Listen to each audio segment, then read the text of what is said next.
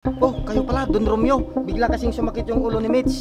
Ito nga anak, daling ka namin sa ospital. Mas mabuti pa nga, Don Romeo. Sige, bilisan nyo. Nasa labas yung sasakyan.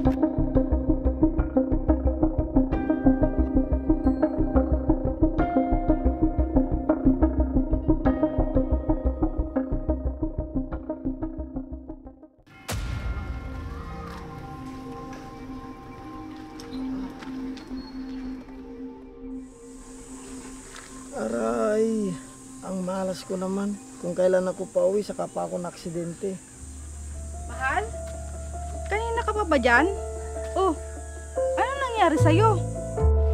Nahulugan ako ng bakal sa construction site. Sandali lang, kukuha lang ako ng upuan.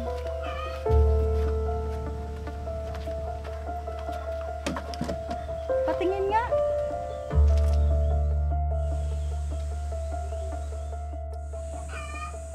Dapat kasi nag-iingat ka. Nung nakaraan, nagkasakit ka. Ngayon, na-aksidente ka. Dapat sa'yo, hindi na muna nagtatrabaho. Sayang kasi yung araw ko, Mitch. Saka bukas, papasok na naman yung mga bata.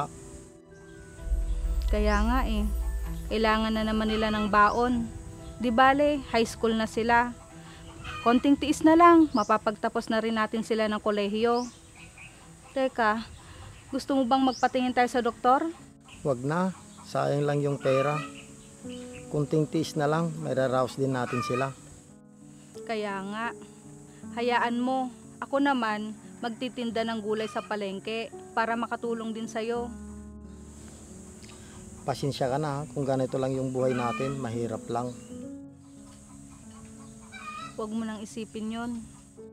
Pero mahal, kinakaya ko naman para sa pangarap ng mga anak natin. Kaya natin yan, malakas pa naman tayo para maghanap buhay. Oo. At isa pa, kahit anong pagsubok ang dumating sa atin, sama-sama nating harapin.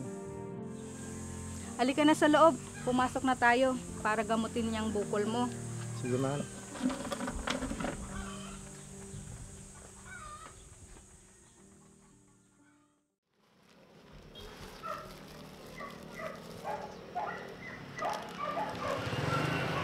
Mitch, ikaw ba yan? Ate Lisa? Oo, ako nga. Muntik na kitang hindi makilala. Tumaba ka na kasi. Saan ka ba nakatira ngayon? Sige po ate, mauna na po ako sa inyo. Sige, mag-iingat ka. Ilang taon ko na din siyang hindi nakita. Bakit mukhang naghihirap na si Mitch? Ang yaman naman ng pamilya niya. Hindi pwedeng malaman ni Papa kung saan ako nakatira. Chismosa pa naman yun si Ate Lisa.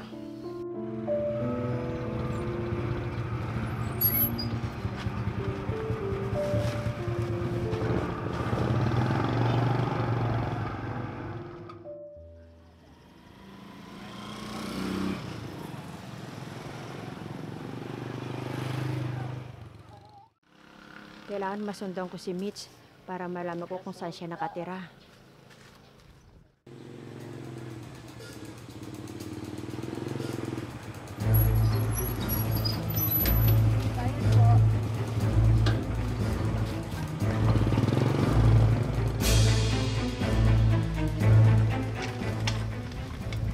Oh, mahal, parang nagmamadali ka.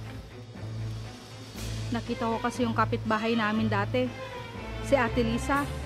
Oh, anong sabi? Tinatanong niya ako kung saan daw ako nakatira. Naku, baka malaman to ng papa mo. Halika na, pasok na tayo sa loob. Sige.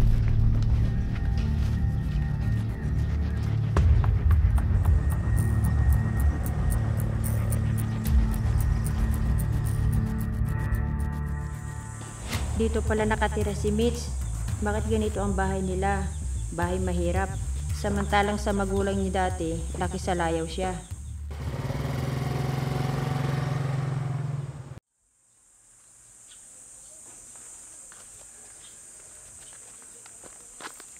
Mahal, bakit di mo dalawin ang papa mo?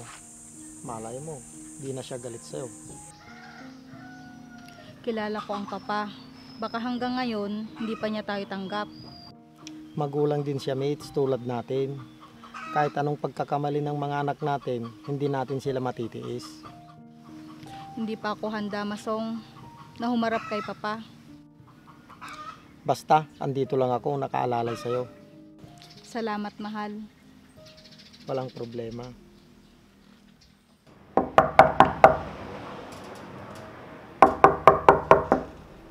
Sino to?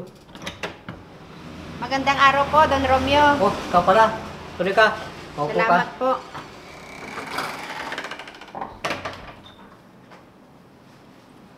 Anong pakay mo't naparito ka?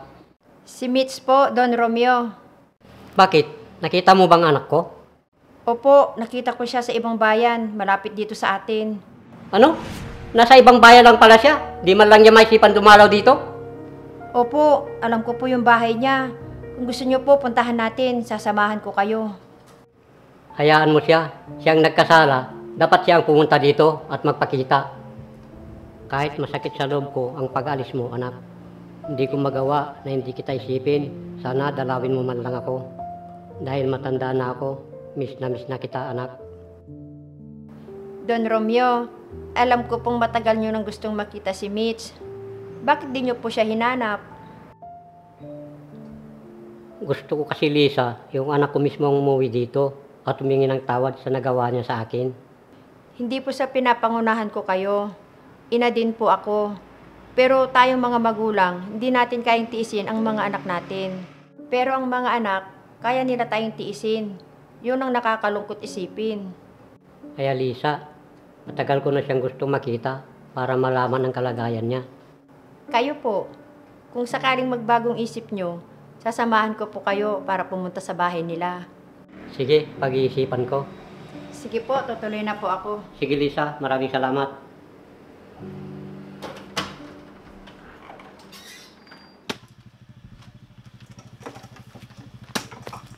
Mahal, Oh, mahal.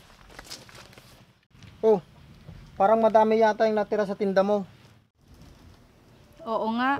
Matumal na rin kasi ngayon sa palengke. Marami na rin kasi nagtitinda. Ibahin mo naman kasi yung paninda mo. Ito lang kasi yung kaya kong ibenta, Masong. Hayaan mo, pag nakaluwag-luwag tayo, magpapatayo tayo ng tindahan dyan sa harapan. Nako, unahin muna natin magpaaral, Masong. Wala tayong ipon para dyan. Malay mo naman, dumating yung swerte para sa atin na di natin alam. Halika na, kain na tayo, nakapagluto na ako. Sige, susunod na lang ako. Kung hindi lang sana ako umalis doon sa bahay namin, hindi sana ako nahihirapan ng ganito. Pero ayos lang, hindi man kami mayaman, masaya naman. May asawa akong masipag, mabait at responsable pa. Aanhin ko naman ang marangyang buhay kung lagi naman kaming nag-aaway-away. Pero namimiss ko din si Papa. Halika na, Mitch. Lalamig na yung pagkain. Sige.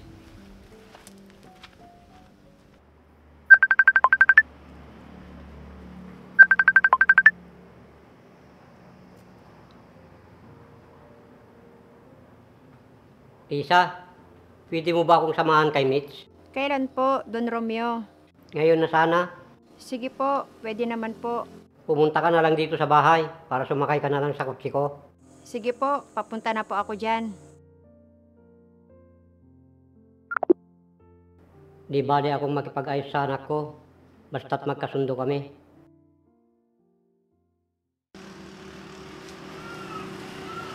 Don Romeo, magandang araw po. Pasensya ka na sa abala, Lisa, ha? Gusto ko kasing makita yung anak ko.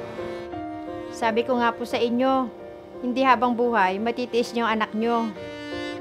Tama ka. Magulang pa rin ako, kaya hindi ko kayang tiisin ang anak ko. Sige, tara na po.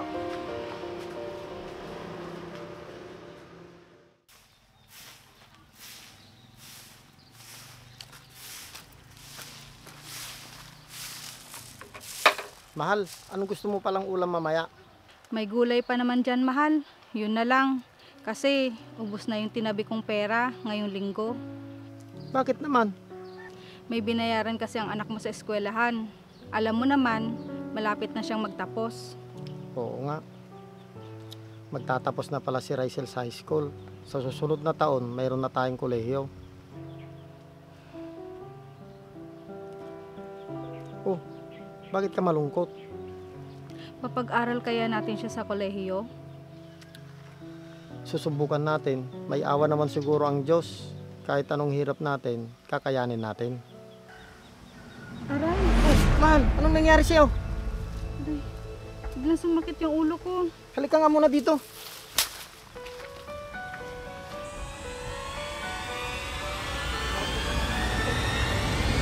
Oh, anong nangyari sa kanya? Oh, kayo pala, Don Romeo. Bigla kasing sumakit yung ulo ni Mitch. Gusto mo anak, daling ka namin sa ospital? Mas mabuti pa nga, Don Romeo. Sige, bilisan nyo, nasa labas yung sasakyan.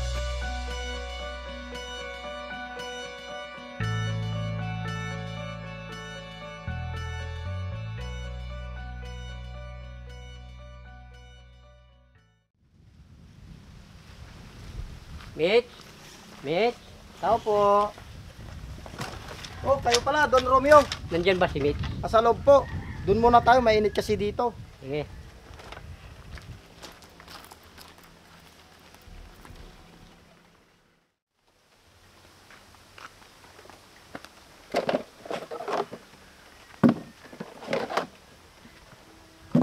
Maupo muna kayo.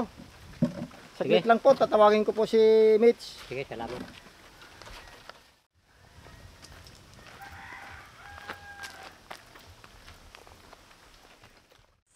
Papa, mano po? Anak, kumusta ng pakiramdam mo? Mabuti naman po. May iniinom na po ako na gamot na pampakalma kapag sumasakit ang ulo ko. Ayaw mo bang tulungan kita para may paggamot ka sa espesyalista? Wag na po, Papa. Nakakahiya naman po. Magulang mo ako. Sino pa bang tutulong sa inyo kung di ako lang? Oo nga po, Papa. Magulang ko po kayo. Nahihiya po ako sa ginawa ko noon sa inyo. Dahil sinuway ko ang kagustuhan yung mapangasawa ko ang anak ng kumpare nyo. Matagal na yun anak, kalimutan na natin yun. Isa pa, nagkamali din ako kung pinakasal kita sa anak ng kumpare ko. Baka hindi rin napabuti ang buhay mo. Bakit po? Yung lalaki kasi, Mitch, nakulong dahil sa pinagbabawal na gamot. Uy! Ay, pasensya na po. Totoo yung sabi ni Lisa, Mitch. Ganun po ba? Napahaba ko sana ang buhay mo kung sinunod mo ako na mapangasawa mo yun. Kaya nga po, Papa, hindi maganda yung pakiramdam ko sa lalaking yun. Kaya umalis po ako ng bahay. Pasensya na po at natiis ko po kayo ng maraming taon. Huwag na natin balikan ang nakaraan, anak. Teka lang po, ikukuha ko muna kayo ng maiinom. Huwag na Masong, salamat. Siya nga pala, nakita kong mabait ka sa anak ko.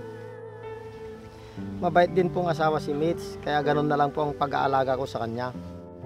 Maswerte pala ang anak ko sa'yo. Opo, Papa. Mabait po yan si Masong. May papakiusap sana ako. Ano po yun, Papa? Gusto ko sana may pagkatiwalaan sa negosyo ko. Pwede bang ikaw na lang, Masong, ang atasan ko magpalakad ng negosyo ko? Ako po, wala naman po akong alam sa ganyan, Don Romeo. Papa na lang ang itawag mo sa akin. Papa, baka nga naman hindi makayanan ni Masong yun. Anong ginagawa ko? E di tuturuan ko siya para matuto. Oo nga naman, Masong. Yun naman pala. Huwag kang mag-alala. Kayang-kaya mo yan. Hayaan nyo, susubukan ko po. Mabuti naman kung ganun. Yayayain ko sana kayong tumira sa bahay para makasama ko kayo at ng mga apo ko. Talaga po, Papa? Sige po. Oh, bakit malungkot ka? Iiwan na natin itong bahay, mates. Hayaan mo na. Doon muna tayo. Para naman matuto ka sa negosyo ni Papa. Total, maraming taon na hindi ko siya nakasama. Babawi ako sa kanya. Ako rin, babawi sa inyo at sa mga apo ko. Oh, gano'n naman pala eh. Bagong-pake na kayo at makauwi na tayo. Sige, mauna na kami. Papasundo ko na lang kayo sa driver ko. Sige, Papa. Mag-iingat po kayo. Sige, Mitch, mauna na kami. Sige, Mitch. Masong, alis na kami. Si Ate Lisa talaga, hindi pa rin nagbabago. Chismosa pa rin at pakialamera. Oo nga, kung di dahil sa kanya, hindi tayo mapupuntan dito ng papa mo. Yun na nga eh, may magandang naidulot din pala ang pagkachismosa niya. Hintayin na lang natin ang mga bata para ibalita natin yung magandang balita.